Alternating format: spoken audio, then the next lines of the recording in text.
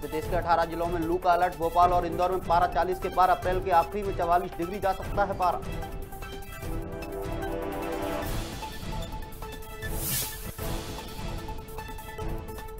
CM Bhupesh Baghel का बड़ा ऐलान। पार्षद और अध्यक्षों का 2 गुना बढ़ाया मानदेय। नगर पंचायत की विकास निधि को 50 लाख से बढ़ाकर किया 3 करोड़।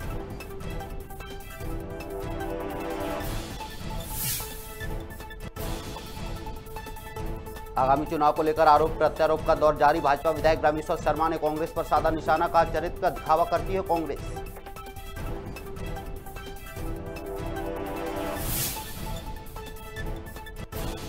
कांग्रेस कार्यालय में बैठक आयोजित। प्रदेश भर के पदाधिकारी हुए शामिल। 2023 के विधानसभा चुनाव को लेकर बनाई गई रणनीति।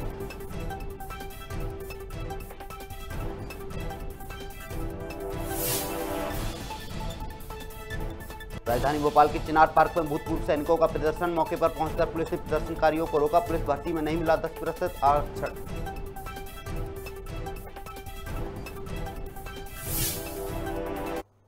नमस्कार, मैं हूं अरुण। आप देख रहे हैं खबर भारत। खबरें विस्तार से। भोपाल में कांग्रेस कार्यालय में युवा कांग्रेस की बड़ी बैठक आयोजित की गई, जिसमें प्रदेश भर के जिला अध्यक्ष और जिला प्रभारी सहित पदाधिकारी शामिल हुए। युवा कांग्रेस के राष्ट्रीय अध्यक्ष बी श्रीनिवास और मध्य प्रदेश के पूर्व मुख्यमंत्री कमलनाथ भी इस बैठक में शामिल हुए।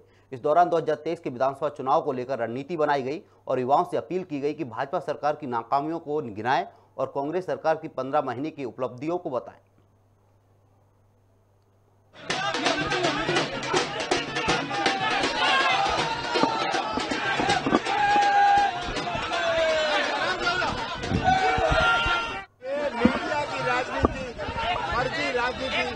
नाटक की राजनीति में मुकाबला शिवराज सिंह जी से कोई नहीं कर सकता।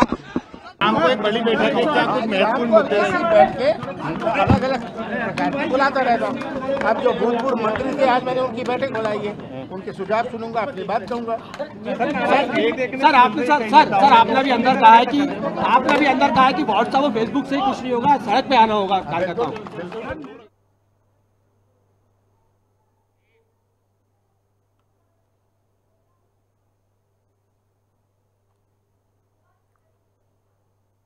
भोपाल के कांग्रेस कार्यालय में युवा कांग्रेस की बड़ी बैठक आयोजित की गई, जिसमें प्रदेश भर के जिला अध्यक्ष और जिला प्रभारी सहित पदाधिकारी शामिल हुए। युवा कांग्रेस के राष्ट्रीय अध्यक्ष बी श्रीनिवास और मध्य प्रदेश के पूर्व मुख्यमंत्री कमलनाथ भी इस बैठक में शामिल हुए।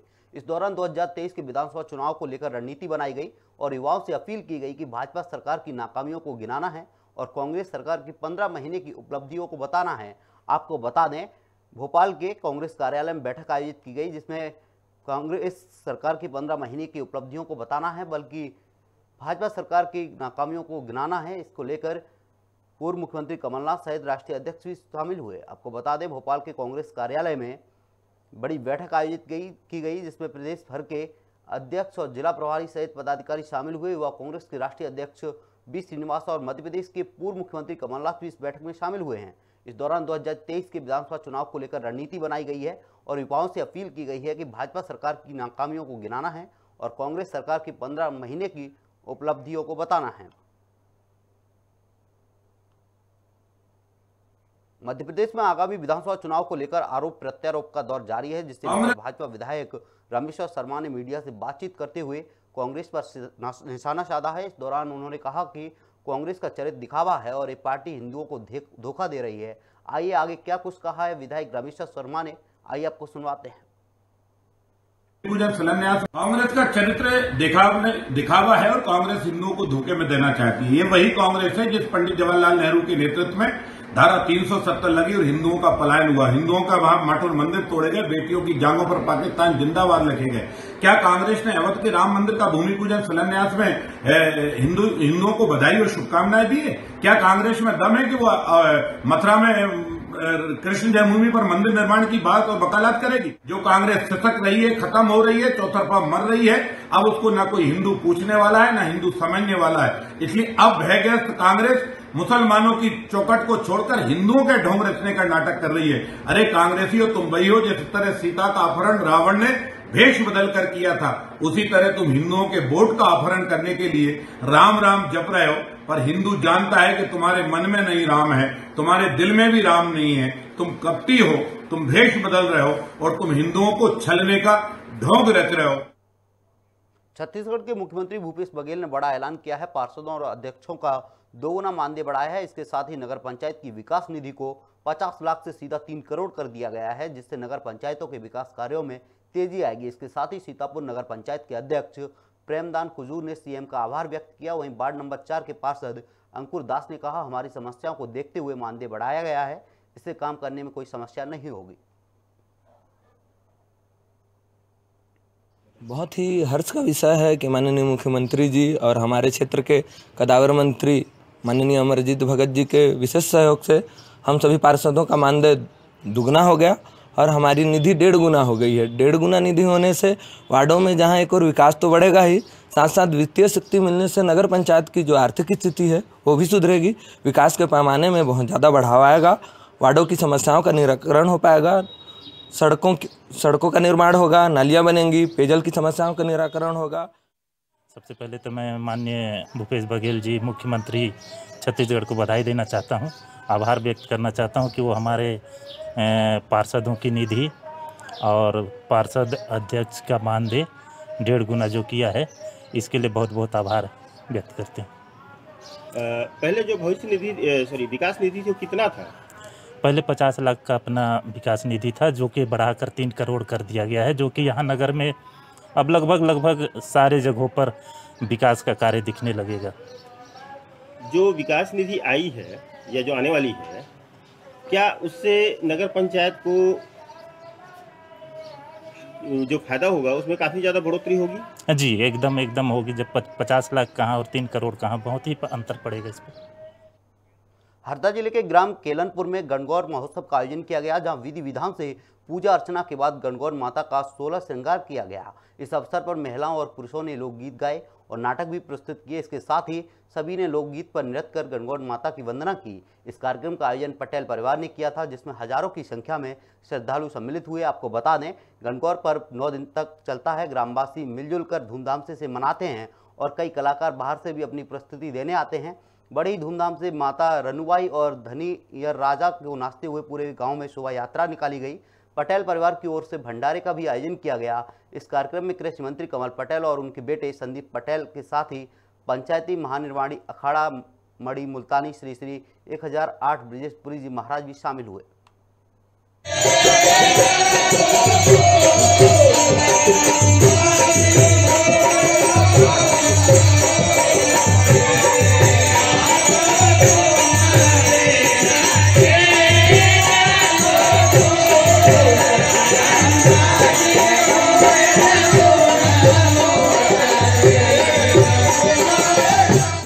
जय माता दी। मैं सचिन पटेल, ग्राम केलनपुर। हमारे यहाँ गणगौर उत्सव हो रहा है, बाकी जानकारी हमारे छोटे हो रही है। जय माता दी सभी भाइयों को। मेरा नाम है दीपक सिंह पटेल, केलनपुर। जो आज आप देख रहे हैं, हमारे पटेल परिवार के द्वारा एवं समस्त ग्रामवासी केलनपुर के सहयोग से ये गणगौर पूजन का उत्सव होया जा रहा है, जिसे हमारे क्षेत्र में गणगौर महोत्सव के रूप में मनाया जाता है। और यह गणगौर महोत्सव हमारे पिछले विगत सैकड़ों वर्षों से हमारे पूर्वजों के द्वारा किया जाता है। इसमें हमारे भोलेनाथ जो कि धनिया राजा के रूप में होते हैं तथा रनुबाई जो कि हमारी पार्वती जी के रूप में रहती है। हरदा जिले के ग्राम केलनपुर में गणगौर महोत्सव का आयोजन किया गया, जहां विधि विधान से माता की पूजा अर्चना की गई और माता का 16 श्रृंगार किया गया। इस खबर पर स्थानीय रहवासी अजय ढोके जुड़ चुके हैं। अजय, जिस तरीके से माता रानी की पूजा पाठ किया जाता है, 16 श्रृंगार किया जाता है, कैसा माहौल देखने को मिलता है? देखिए जी, बिल्कुल बताना चाहूँगा, गणगौर पूजा भारत के प्रमुख त्योहारों में से एक माना जाता है और ये बहुत ही श्रद्धा और उत्साह के साथ मनाया जाता है। ये त्यौहार होली के दूसरे दिन से ही शुरू हो जाता है और पूरे 9 दिन तक चलता है। ये पर्व चैत्र महीने की शुक्ल पक्ष की तीज को समाप्त होता है और ये पर्व कई जगह बड़े ही नियम कानून से मनाया जाता है। अजय, इस पर्व को लेकर महिलाओं का क्या मानना होता है कि सारी मनोकामनाएं पूरी होती हैं? अब महिला कुछ और तरीके से पर्व को मनाती हैं। जी बिल्कुल बताना चाहूँगा, गणगौर महोत्सव विगत कई सालों से हमारे पूर्वजों के द्वारा, गांव के पूर्वजों के द्वारा मनाया जाता है, जिसमें धनिया राजा भगवान भोलेनाथ और रनुबाई माता पार्वती के रूप में होती है, जहां विधि विधान से पूजा अर्चना के बाद ही गणगौर माता का 16 श्रृंगार किया जाता है। यहाँ पर इसी महाउत्सव को पूरे ग्रामीण मिलजुल कर धूमधाम से मनाते हैं, जिसमें कई कलाकार बाहर से भी अपनी प्रस्तुति देने आते हैं और गांव में चारों ओर खुशी और उमंग का माहौल रहता है और दूर दूर से हजारों जनसंख्या में लोग इस कार्यक्रम को देखने आते हैं। अजय, कार्यक्रम में देखा जा सकता है कृषि मंत्री कमल पटेल मौजूद हैं, इसके अलावा और भी कई मंत्री मौजूद हुए थे क्या? जी बिल्कुल, कमल सिंह पटेल भी वहाँ पर मौजूद हुए और उनके ही पुत्र संदीप सिंह पटेल वो भी मौजूद रहे और भी जानी मानी हस्तियाँ वहाँ पर मौजूद रही। क्या अजय, ये प्रोग्राम जो हो रहा है, ये पर्व जो मनाया जा रहा है, गणगौर का ये पर्व है, कि हर साल इसी तरीके से मनाया जाता है? जी, कई सालों से ये कार्यक्रम चलता आ रहा है हमारे पूर्वजों के द्वारा, गांव के पूर्वजों के द्वारा। और एक केलनपुर गांव ही ऐसा नहीं है जो जहाँ पर ही ये कार्यक्रम किया जाता है, बहुत सी जगह ये कार्यक्रम किया जाता है, बहुत सी जगह पर। अजय, तमाम जानकारी के लिए बहुत बहुत शुक्रिया आपका। आपको बता दें, केलनपुर में गणगौर माता का 16 श्रृंगार करके पर्व मनाया गया, जहाँ कृषि मंत्री कमल पटेल भी मौजूद रहे थे। आप देख सकते हैं टीवी स्क्रीन पर किस तरीके से साज सज्जा के साथ सजाया गया है। महिलाएं इस पर्व को बड़ी धूमधाम से मनाती हैं, बाहर से आए हुए कलाकार यहाँ अपनी प्रस्तुतियाँ देते हैं। हर साल की तरह इस साल भी ये पर्व मनाया गया है।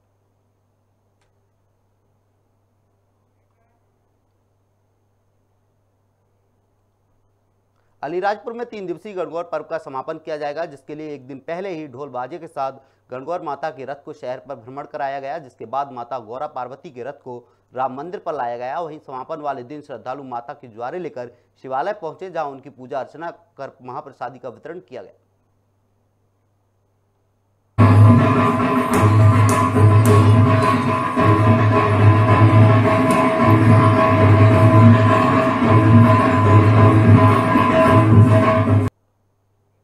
गाडरवारा में मां बंजारी का प्रसिद्ध मंदिर है, जो कि 80 साल पुराना है। आपको बता दें, ग्रामीण इलाकों में यह मंदिर बहुत प्रसिद्ध है, जहां पर माता की मूर्ति विराजमान है। दूर दूर से श्रद्धालु यहां माता की दर्शन करने आते हैं। ऐसा माना जाता है कि यहां आकर कुछ भी मांगने वालों की मनोकामनाएं सदैव पूरी होती हैं। आपको बता दें, गाडरवारा मां बंजारी का प्रसिद्ध मंदिर है, जो कि 80 साल पुराना है, जहां दूर दूर इलाके से लोग माता के दर्शन करने आते हैं। श्रद्धालुओं का मानना है कि यहाँ दर्शन करने से सारी मनोकामनाएं पूरी होती हैं, इसी की वजह से श्रद्धालु यहाँ आते हैं। आपको बता दें, गाडरवारा में 80 साल पुराना माता का मंदिर है। मां बंजारी का एक प्रसिद्ध मंदिर है, जहाँ दूर दूर से श्रद्धालु आते हैं। श्रद्धालुओं का मानना है कि दर्शन करने से माता उनकी मनोकामना पूरी करती हैं, इसलिए यहाँ भक्तों की भीड़ लगी रहती है। और इस खबर पर ज़्यादा जानकारी के लिए हमारे सहयोगी संवाददाता विनोद चौक से जुड़ चुके हैं। विनोद, जैसा कि 80 साल पुराना मंदिर है, दूर दूर से श्रद्धालु आते हैं, क्या है पूरा मामला?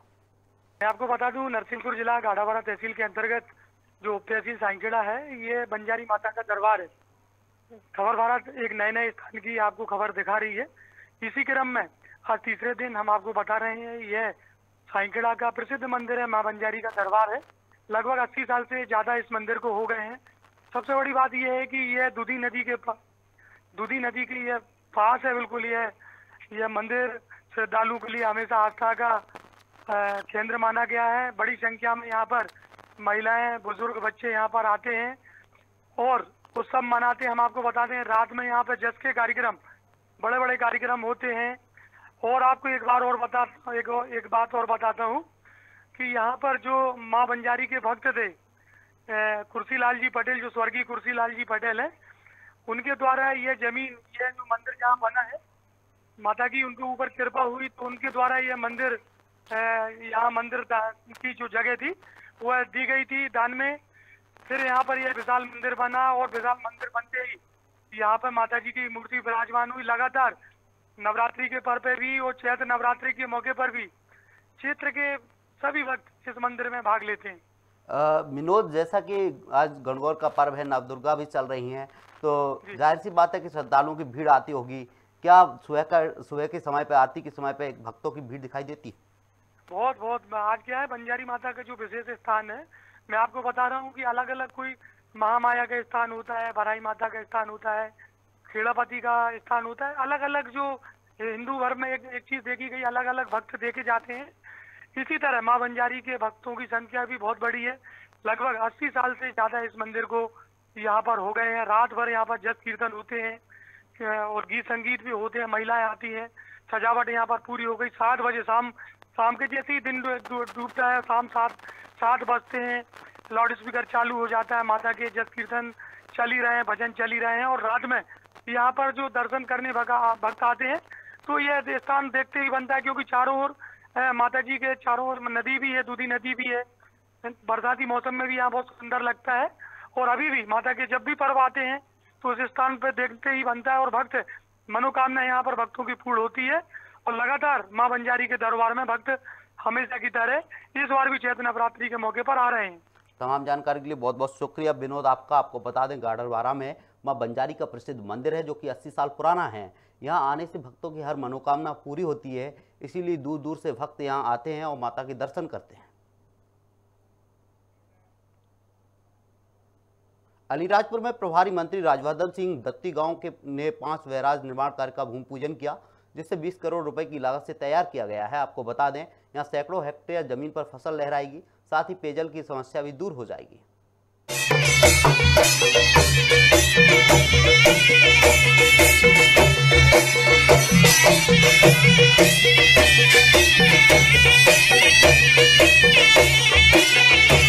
मंच पे सभी मंचासीन पूरे सम्मानीय मंच कहते हुए हमारे प्रशासन के अधिकारी विराजमान हैं, कलेक्टर साहब हैं, सीओ जनपद जिला पंचायत हैं, एसपी हैं, हमारे एसडीएम हैं, तहसीलदार हैं, तमाम हमारे सरपंचगण हैं, हमारे संगठन के पदाधिकारी मौजूद हैं, पत्रकार जन हैं।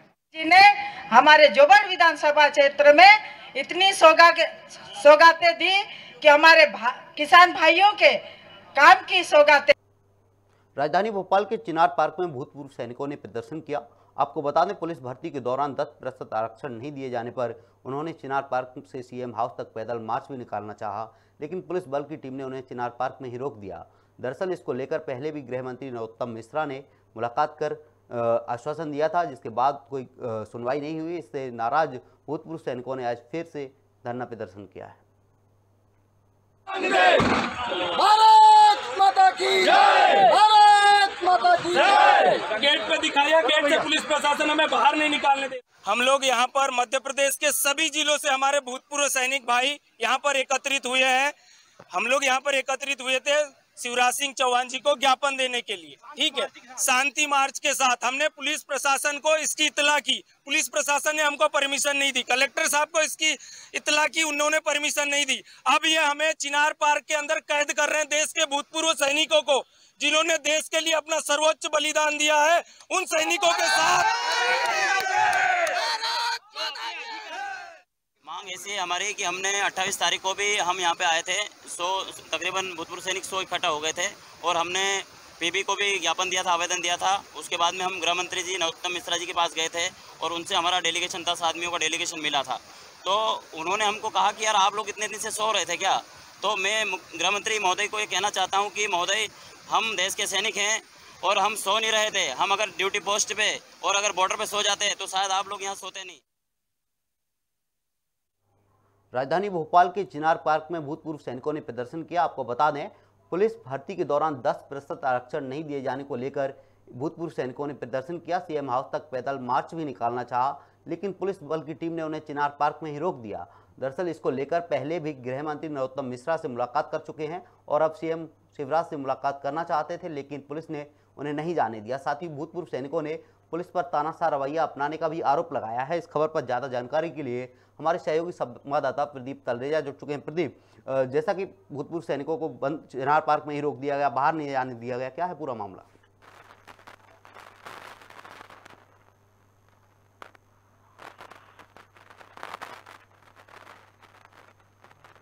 प्रदीप, आवाज आ पा रही है आप तक?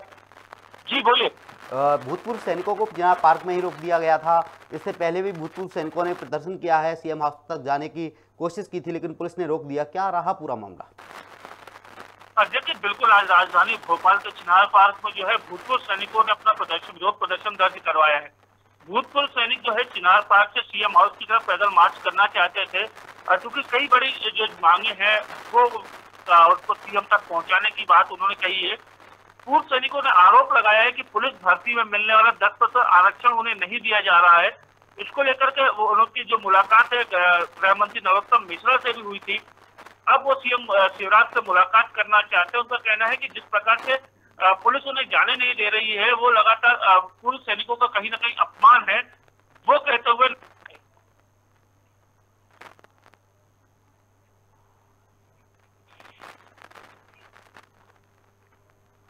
प्रदीप, पुलिस ने किसी भूतपूर्व सैनिक को अरेस्ट भी किया है? देखिए, निश्चित तौर पर अभी जबकि प्रदेश के अंदर जो हालात हैं, लगातार कोशिशें की जा रही है कि किसी प्रकार की जो अव्यवस्थाएं हैं वो ना फैले। हमने देखा है कुछ दिन पूर्व ही भारतीय जनता पार्टी कार्यालय वो में आम आदमी पार्टी व भाजपा कार्यकर्ताओं के बीच में जिस प्रकार से तू मैम को देखी गई थी, काफी रोष की स्थिति उत्पन्न हुई थी। ऐसे में पुलिस जो है उन्होंने गिरफ्तारी भी की थी। ऐसे में जिस प्रकार से लगातार ये पूरा मामला चल रहा है, पुलिस लगातार ये कोशिश कर रही है कि किसी प्रकार की जो अव्यवस्था है वो ना फैले और किसी प्रकार का जो भय की स्थिति है या जो विरोध की स्थिति है, विरोध रहे लेकिन शांतिपूर्वक तरीके से रहे। जो भी उनकी मांगे हैं वो अपना निश्चित तौर पर जो ज्ञापन है वो दे दें और उसके बाद ही जो है आगे की जो कड़ी में जो सुनवाई होनी है उसके आधार पर काम करें। लगातार इस प्रकार की जो चीजें की गई थी वो वहां पर देखी गई। पुलिस के द्वारा वहां पर जरूर थोड़ा सा जो भूतपूर्व सैनिक है उनको रोका जरूर गया है, लेकिन गिरफ्तारी की बात अभी तक निकल के सामने नहीं आई। प्रदीप, क्या पुलिस ने भूतपूर्व सैनिकों के साथ सख्ती से पेश आया? गृह मंत्री नरोत्तम मिश्रा से मुलाकात की तो उन्होंने क्या आश्वासन दिया था भूतपूर्व सैनिकों को? मांग उनकी मानी जाएगी या नहीं मानी जाएगी? देखिए, जिस प्रकार से प्रदेश के अंदर हमने देखा है कि 10% आरक्षण जो है वो भूतपूर्व सैनिकों को दिया जाता है, कहीं ना कहीं ये भी बात लाजमी है कि जो लोग हैं उनको ये इस आरक्षण का लाभ मिलना चाहिए।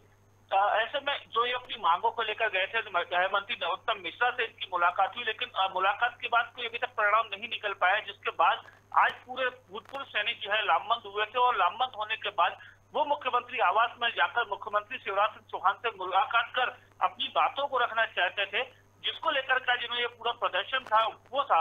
लेकिन अभी तक जिस प्रकार से जो हालत है वो भी देखने में आ रहा है कि मुख्यमंत्री से उनकी जो मुलाकात है वो हो नहीं पाई है।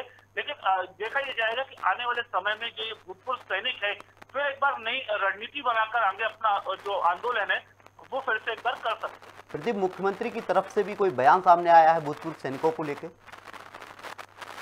जैसे चूंकि भी मामला पूरा राजनीतिक रूप से तो नहीं है, इसमें किसी प्रकार का कोई ये देखा जाएगा कि किस प्रकार से जो डेलीगेशन बनाकर जो है जो वहाँ के ओएसडी रहेंगे उनसे मुलाकात करके जो आगे की जो प्रक्रिया रहेंगी वो इसमें देखी जाएंगी कि सीएम से मुलाकात के लिए समय कब दिया जाता है, सीएम इसमें कब इनसे मुलाकात करते हैं, या आगे किस प्रकार के जो राजनीतिक जो भी पेच रहेंगे उनको कैसे सरल किया जा सकता है, वो आने वाले समय में जो इनकी जब नई रणनीति बनेगी उसके आधार पर ये चीजें रहेंगी। तमाम जानकारी के लिए बहुत बहुत शुक्रिया प्रदीप आपका। आपको बता दें, राजधानी भोपाल के चिनार पार्क में भूतपूर्व सैनिकों ने प्रदर्शन किया है। आपको बता दें, पुलिस भर्ती के दौरान 10% आरक्षण नहीं दिए जाने को लेकर उन्होंने चिनार पार्क से सीएम हाउस तक पैदल मार्च भी निकालना चाहा, लेकिन पुलिस ने उन्हें रोक दिया।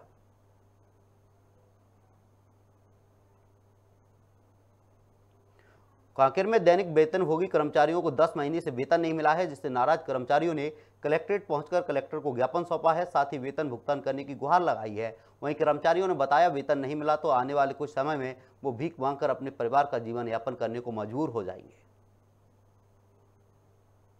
जी, हम लोग जिला शिक्षा अधिकारी के पास दिए थे और फिर मंत्रालय में भी मांग पत्र भेज चुके हैं सर लोग, फिर भी हम लोगों के प्रति कुछ ध्यान नहीं दे रहे हैं और 10 महीने से पेमेंट नहीं मिला है। तो कई लोग का तो किराया के मकान से रहते हैं, कई लोग किराना के उधारी से खाते हैं, फिर भी किसी का दिक्कत ये है कि तनख्वाह कहाँ मिल ही नहीं रहा है तो कहाँ से किराया देंगे मकान मालिक को, फिर दुकान का पैसा कहाँ से भरेंगे। सभी को बहुत कठिनाइयों का सामना करना पड़ रहा है। ये अभी हम लोग को भी यहाँ आकर पता चला भी कि हमारे जो स्कूल शिक्षा विभाग के दैनिक वेतन भोगी हैं भृत्य, उन लोगों को 10 महीने से वेतन नहीं मिला। ये हमारे जानकारी में नहीं था और हमने इनसे यही कहा इनको देखकर कि इनकी समस्या क्या है, तो फिर हमने पूछा तब इन्होंने बताया और निश्चित रूप से अभी हमारे संज्ञान में आया है तो इसको हम लोग कलेक्टर साहब को, सम्माननीय हमारे मंत्री जी को और जो डीओ हैं जिला शिक्षा अधिकारी उनसे ज़रूर इस बारे में पूछते हैं कि ये अभी तक इनको वेतन क्यों नहीं मिला है और हमारा पूरा प्रयास रहेगा कि इनको 10 महीने का वेतन सम्मान दिलाने का हम लोग का प्रयास रहेगा। सर, हम लोग इसके संबंध में डीओ साहब से मिले थे डीओ साहब को हमने मार्च के पहले स्पष्ट जानकारी लिया था डीओ साहब से कि हम लोग को लगभग 6 माह हो गया है, तो मार्च में आप मार्च अकाउंट में लगभग हम लोग का बजट आ जाता है। लेकिन इस बार मार्च अकाउंट बजट नहीं आया, तो हम लोग आके मिले, ऐसे ही 10, 15, 20 लोग आके मिले तो बोले वहाँ की बजट ही नहीं है करके। और यहाँ जो है आदिवासी शाखा में लगभग 15 करोड़ का बजट आया और अपने यहाँ 1 भी रुपये नहीं आया बजट। कितने सालों से काम कर रहे हैं? हम लोग 15 साल से काम कर रहे हैं सर, और शासन प्रशासन को भी कई बार ज्ञापन दे चुके हैं, लेकिन 15 साल हो गए उसके बाद भी हमको नियमितीकरण की कोई प्रक्रिया नहीं है। जबकि 15 सालों में आप लोग को वेतन के लिए वेतन ऐसे ही मिलता है सर, हमको 5 महीना, 6 महीना, 7 महीना, 8 महीना, साल भर के बाद ही ऐसे भी मिलता है। कभी हमेशा हर महीना ऐसा मिलता ही नहीं वेतन। कांकेर में दैनिक वेतनभोगी कर्मचारियों को 10 महीने से वेतन नहीं मिला है। इसी से नाराज कर्मचारियों ने कलेक्ट्रेट पहुंचकर कलेक्टर को ज्ञापन सौंपा है। आपको बता दें, कांकेर में नाराज कर्मचारियों ने कलेक्ट्रेट पहुंचकर ज्ञापन सौंपा है। इस खबर पर ज़्यादा जानकारी के लिए हमारे सहयोगी संवाददाता टोकेश्वर साहू जुड़ चुके हैं। टोकेश्वर, क्या है पूरा मामला? जी सर, बताना चाहूँगा ये जो मामला है दैनिक वेतनभोगी कर्मचारियों का है। इन्हें जो है 10 माह से वेतन का भुगतान नहीं किया गया है और ये जो कर्मचारी हैं वो कलेक्ट्रेट आज पहुंचे हुए थे और उन्होंने जो है कलेक्टर को ज्ञापन सौंपते हुए अपनी बकाया भुगतान वेतन भुगतान के लिए मांग किया है। जी टोकेश्वर, कलेक्टर की तरफ से कोई आश्वासन दिया गया है कर्मचारियों को मांग पूरी की जाएंगी, उनका वेतन दिया जाएगा? जी, मैं बताना चाहूँगा आज जो है कलेक्ट्रेट में मीटिंग चल रहा था, जिसके कारण ये जो वेतनभोगी कर्मचारी संघ है ये कलेक्टर से नहीं मिल पाए थे। जिस समय हम खबर कवरेज करने के लिए गए हुए थे उस समय उनकी मुलाकात जो है कलेक्टर के साथ में नहीं हुई थी, इसलिए हम उसके बारे में कुछ नहीं कह सकते। परंतु फोन से मैं उनको संपर्क किया तो उन्होंने बताया कि कलेक्टर को हमने ज्ञापन दिया है। उस समय कलेक्टर ने उनको आश्वासन दिया है कि जल्द ही उनको भुगतान वेतन का जो बकाया है उसका भुगतान किया जाएगा। जी, तमाम जानकारी के लिए बहुत बहुत शुक्रिया टोकेश्वर आपका। आपको बता दें, मनरेगा कर्मचारी की अनिश्चितकालीन हड़ताल पर हैं। आपको बता दें, कलेक्ट्रेट पहुंचकर कलेक्टर को ज्ञापन सौंपा है, साथ ही वेतन भुगतान करने की गुहार लगाई है। वहीं कर्मचारियों ने बताया है वेतन नहीं मिला तो आने वाले कुछ समय में वो भीख मांगने को मजबूर हो जाएंगे, जिसकी वजह से वो परिवार का जीवन यापन कर पाएंगे। महासमुंद के सरायपाली में मनरेगा कर्मचारियों ने प्रारंभ कर दिया। आपको बता दें कि कर्मचारी 2 सूत्रीय मांगों को लेकर धरना प्रदर्शन कर रहे हैं, जिससे कर्मियों का नियमितीकरण करने के साथ साथ रोजगार सहायकों का वेतन निर्धारण करने की मांग की गई है। वहीं इस हड़ताल का असर मनरेगा के माध्यम से मिलने वाले रोजगार पर भी देखा जा सकता है। हमारी 2 सूत्रीय मांग है सर। चुनावी जन घोषणा पत्र में जो बताए थे कि नियमितीकरण के लिए, उसी मांग को रखा गया है। और दूसरा मांग है, अगर नियमितीकरण नहीं होते तक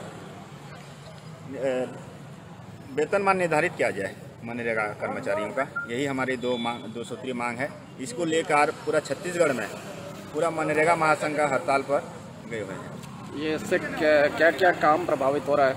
इसमें पूरा छत्तीसगढ़ में जैसे हर पंचायत में मनरेगा कार्य लोगों को जो रोजगार दिया जा रहा है वही काम प्रभावित होगा। गरीबों से लेकर प्रत्येक परिवार जो प्लान की स्थिति में होगा। हर पंचायत में कम से कम 250, 300, 500 लेबर चलते हैं प्रत्येक दिवस, जो कि आज से वही कार्य बंद होगा और गांव में दयनीय स्थिति आ जाएगा, लोगों के रोजगार छीन जाएगा, जो शासन जिम्मेदार होगा इसके प्रति। अगर हमको नियमितीकरण नहीं करता है शासन तो हमारी मांग अनिश्चितकाल तक चलेगा। जब तक हमारी मांग को नहीं सुनेगा शासन तब तक हम लड़ते रहेंगे। फिलहाल इस बुलेटिन में इतना ही। आप बने रहिए खबर भारत के साथ। नमस्कार।